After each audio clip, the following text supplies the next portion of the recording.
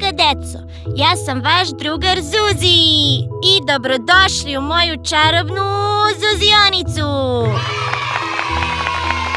Danas nastavljamo sa učenjem slova. Jedva čekam.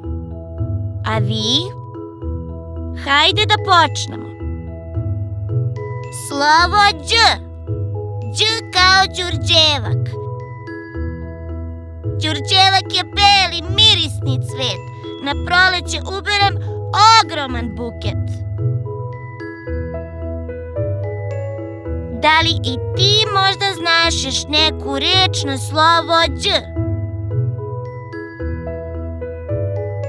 Bravo!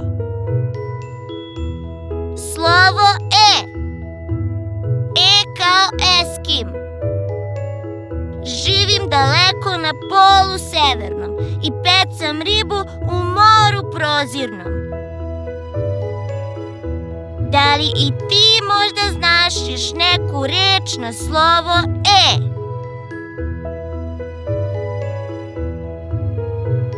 Super! Slovo Ž. Ž kao žaba. Skače žabica mala zelena, od lokvanja do lokvanja oduševljena. Da li i ti možda znaš još neku reč na slovo Ž? Jupi! Slovo Z. Z kao zub. Kad zube pereš, oni ne bole. Kod zubara rado idu i sva deca ga vole. Da li i ti možda znaš još neku reč na slovo Z?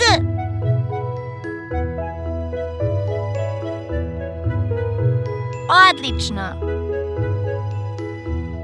Slovo I. I kao igračke.